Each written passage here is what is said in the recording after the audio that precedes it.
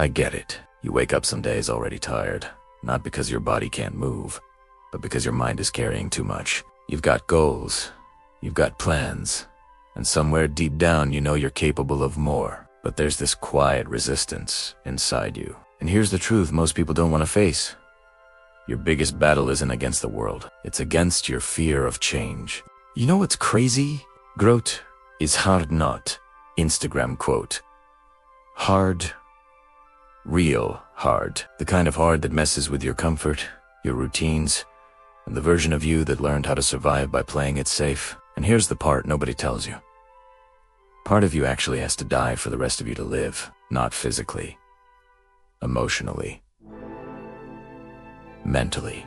The old habits, the old excuses, the old stories you tell yourself about who you are and what you're allowed to become. Letting that go feels like loss, even when it's the very thing holding you back. We all love plans. We love vision boards and timelines and promises we make to ourselves late at night when motivation is high. But life doesn't care about your plans.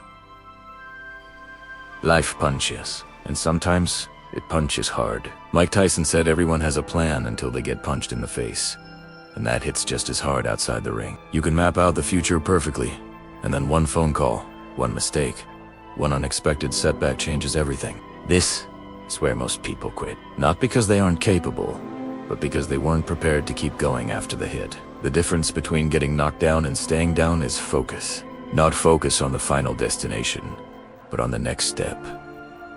Just the next one. Most people get stuck here because they think they need to see the whole path before they move. You do not. You just need to be willing to take the next step, even when you're unsure. And this might surprise you, but people who beat the odds aren't the most talented. They're the ones crazy enough to believe it's still possible after things go wrong. I hear this question all the time, sometimes out loud, sometimes in silence. What if I'm so far away from my dream that I never reach it? Here's the honest answer. Then you die on the road. And before that sounds dramatic. Think about what the alternative really is. Sitting still, playing small, living comfortably numb. At least on the road, you're alive. At least you're moving toward something that matters to you. So let me ask you something, and really sit with it. How much longer are you going to avoid what you're capable of just to stay comfortable? Because for a lot of people, the real problem isn't lack of opportunity. It's that they're letting who they used to be talk them out who they're becoming. That old voice loves to remind you of your failures, your mistakes, the times you tried and didn't win. But that voice doesn't belong to the person you are now.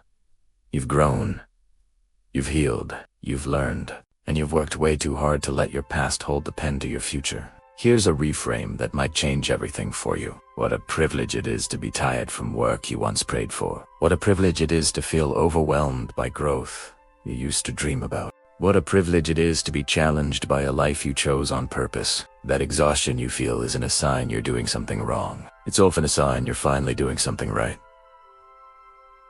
Most people think success comes from adding more hacks, more routines, more information.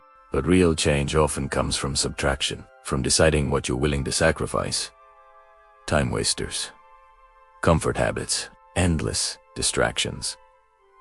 Saying no is one of the most powerful productivity tools you'll ever use. Because when you stop filling your time with things that don't matter, you're forced to face the one thing that does. And let's be real for a second. A lot of people think they're working hard, but their output tells a different story. They're busy, not effective. They're exhausted, not focused. Instead of looking in the mirror, they judge everyone else. You've seen it. Critiquing other people's decisions, wondering why they act the way they do. Here's where everything changes. What if you observed and judged your own behavior with that same intensity? What problems would you finally be forced to solve? You can't change a life you're not willing to examine. At every point you stop chasing outcomes and start falling in love with the process. You do it for the love of the gain, not just the reward, but the growth itself. A meaningful life isn't easy.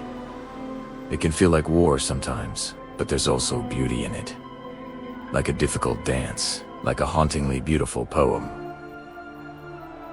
The struggle doesn't mean you're failing. It often means you're becoming. If you struggle with self-doubt or imposter syndrome, hear this clearly.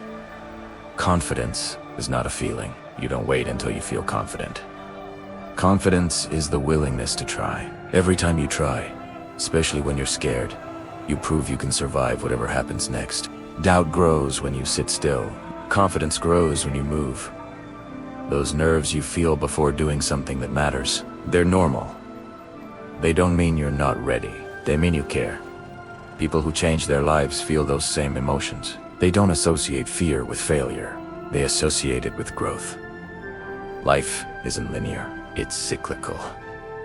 There will be seasons where everything flows, and seasons where everything feels heavy. Just because things are hard doesn't mean you're going the wrong way. Sometimes difficulty is proof you're on the right path. You have to be willing to embrace those seasons, knowing they serve a greater purpose and they will not last forever. Perfection is not required. What's required is a persistent desire to be better and to be good. Mistakes don't disqualify you. Hesitation does. Overthinking does.